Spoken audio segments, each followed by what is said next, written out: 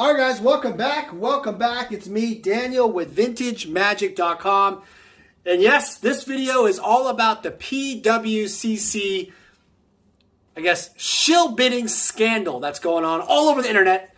I've been talking to lots of different clients, different people in the marketplace, and I wanted to kind of feel it out to see what's going on. So, for those of you who have not heard about this, PWCC, or pre-war card collector or something like that, whatever. They are the biggest consignment company on eBay for these sports cards. They do almost $200 million in revenue and represents, a decent share of eBay's business for obviously the trading cards, but a huge juggernaut in the industry. So recently what happened was eBay emailed an announcement saying that they are suspending PWCC's selling account, making restrictions on it. Not sure how long that is. Not sure if that's like a 30-day suspension, 60-day, 90-day, not sure, right?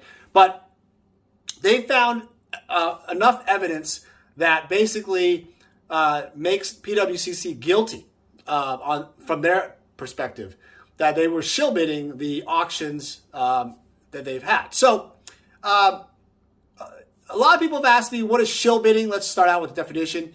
Shill bidding is any form of bidding where you essentially you're manipulating the bids. So normally in an auction you have bidder 1 and bidder 2, and they're fighting over items.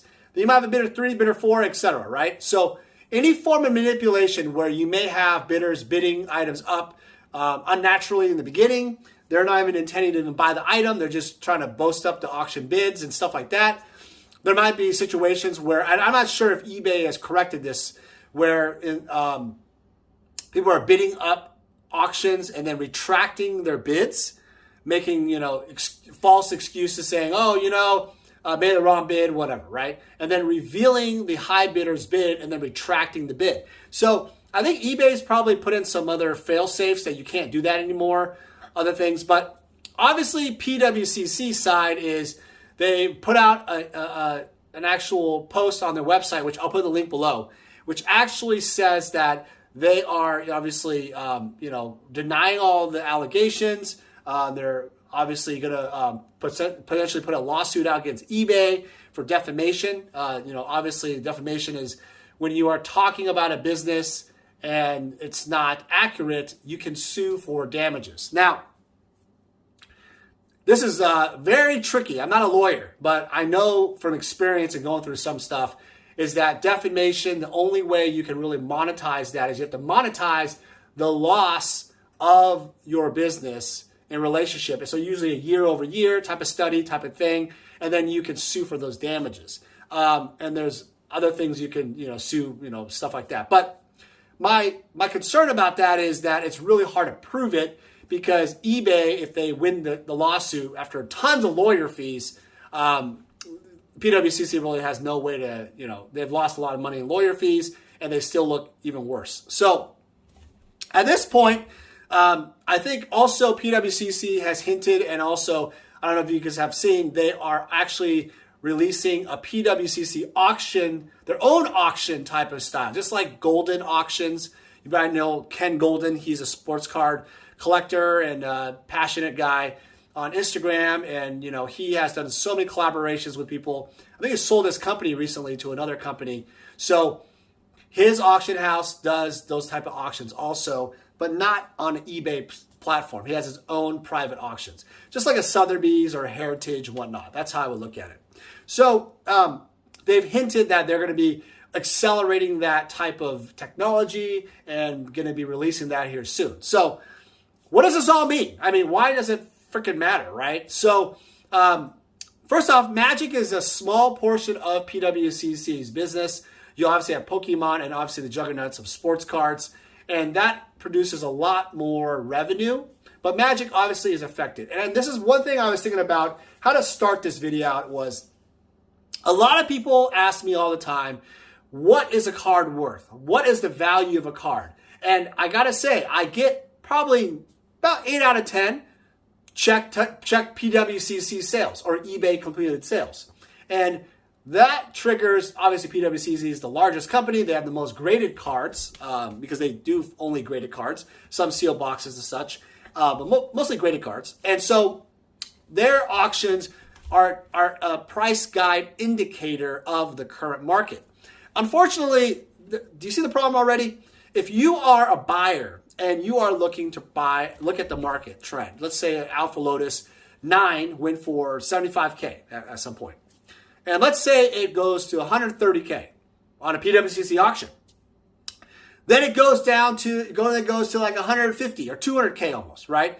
What are you doing as a buyer? You're realizing that, wow, these cards are accelerating in growth. I need to bid higher and I need to get my funds together and bid for the next round of auctions. Well, think about that. The people that are actually buying the items, I'm not saying that who knows who's actually buying them. See, this is where it gets complicated. I wonder if, the FBI might get involved, stuff like that, where PWCC has to start proving the people that bought didn't pay. Why did they not pay? Were they related to PWCC? And this is the allegation, is that eBay has found information that PWCC essentially has, colluded in this whole thing. They're aware of this, and there's employees or people in PWCC shill bidding into auctions. So this causes a tremendous problem, right, in the industry of integrity and everything. So that pricing that you're thinking and you're looking at as a buyer, you're immediately just like, wow, did I overpay this entire quarter and years of buying collectibles? Maybe. Also, if you're a seller, you might be, you may have gained from this. So, for example, a lot of sales are not done on eBay. This is one of the problems with the industry, is that cards are hard to price. A lot of cards, especially the marquee cards, are being priced so high that they're not being sold at all. They're at high buy it nows, and there's no auctions. So PWCC does a unique thing. They do an auction format, which allows bidders, in many cases, no reserve. There's no reserve, no minimum. So basically, the price is the price. Kind of scary to some people, but when you have a hot, growing market, it doesn't really matter. So in this case, it produces this trend graph, right, where you're analyzing it from all perspectives, and you can be like, oh, PWCC said this, so on an offline sale, like, let's say I'm buying it offline, I can incorporate the eBay fees, the PayPal fees, stuff like taxes, and then maybe do an offline cash deal. People do that all the time. If you're at the Sports Card Collectors Convention or Magic Fest, people are pulling up their phones on looking at PWCC or eBay and always gauging what the market is, what is it selling for, how's it going, right? So this whole phenomenon happens all the time. I do it all the time. I always look at PWCC or other auctions. There's other guides and stuff, TCG Player, different websites to kind of gauge where a card is being sold at. So as a buyer and a seller, you want to get a fair gauge, and then you present information to each other, and then you negotiate a deal. And that's usually how it works. Now, so with PWCC's shilling situation, this causes a massive issue because the prices that we are seeing, because PWCC actually advertises, and all the major news networks also, I think even on CNBC, CNN, whatever, right? They've been actually advertising sports card growth of the marketplace. Even saying PWCC sold a Mickey Mantle for this, a Jordan rookie for this. It doesn't matter what it's, Babe Ruth, right? So you have all these top tier cards, and even the PSA 10 to our type of industry, Magic, the PSA 10 Alpha Lotus sold for $511,000 or so, $512,000 on PWCC auctions. And I believe Post Malone actually said he bid to $500,000, so he didn't even win it. So that auction, I don't think was shill bidded, because I think that Post Malone obviously announcing he made that bid obviously shows strength in the market. So whoever won it above him, obviously won it. So I could probably validate that. The person that owned that card, I could call him up and say, hey, did that actually sell? So keep in mind a couple of things. Like, when you're dealing with this type of thing in the Magic industry, it's really difficult because you start now, it's almost like a reset of pricing. A lot of people are afraid to sell their cards, and also people are afraid to buy. That's even worse, where people don't understand, where should I really be paying? Are the PWCC prices all fake? Because all the completed sales that you're looking at right now, they could potentially just be like, well, that's a PWCC auction, so I'm not going to believe that. And what am I looking at right now? Well, I'm looking at the current auctions or the current things available, and there's really little data. You'll notice that there's very little, no reserve auction data on graded high-end cards.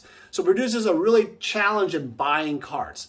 So remember, that's kind of the process and how it works. Now, I was thinking about like legal implications and how's this going to pull out. So I think I might even do a follow-up on the video based on the comments. Please put your comments below. A lot of this is new stuff, so I need to, obviously things are evolving. But really important to understand is that it's going to really affect, like I think PWCC has, I don't know how much backing, financial backing they have, but I feel like there could be a room for civil lawsuit on this. And I'm not sure the exact legal term, but when you have multiple entities, I forget the name. I know the name, but basically we have multiple entities of the same suit. You have is it class action? Is that what it is? Class action suit, where basically you have multiple parties getting screwed by, it's like in cases like, I think people had like a defective, car part that caused this much damage. And then everybody got a payout of $35, millions of people, right? Whatever, like GM or Toyota, right? Whatever, right? Like kind of like that, right? It's a class action suit. So things like that do occur. And I'm not referencing a specific suit, but that's what I'm envisioning here. So I think PWCC might be liable for multi-millions of dollars of just sales, like of increase. There's justifications. You have to, prove it all, but I think that could be. So PWCC has a very, very tough road ahead. I think eBay, obviously they are publicly traded, have a huge legal team. They're not messing around, right? They know that PWCC is going to file some type of action lawsuit. They know that they're going to defend themselves. So there's going to be a lot of court battles, and this is going to be an interesting thing to talk about throughout the year. I do envision, I'm not making judgment on things because I don't know the facts of the case. What I do know is that this type of thing for PWCC has tremendous harm. All it does is it affects the sports hobby, the Magic hobby, Pokemon hobby, all those. Because all the prices that we were buying into and collecting, investing into, it affects guys like me. I'm a small fry in comparison. I sell a lot of stuff. So people are investing into collectibles. They might have buyer, buyer being the scaring of the buyers, whatever that is, right? People are afraid. It's fear, right? And then you're always going to get the investors who believe that, hey, look, if the prices dip, I'm coming in. I'm coming in with big money, small money, whatever, right? I'm picking up things that I want in my collection. So I think there's going to be an economic reset based on this. PWCC's this scandal is going to cause an economic reset. And I think the next few months is going to play out big time, especially if there's more auctions come out. But here's one thing. The amount of supply of graded cards that are coming out on the market is so little. They're in comparison before.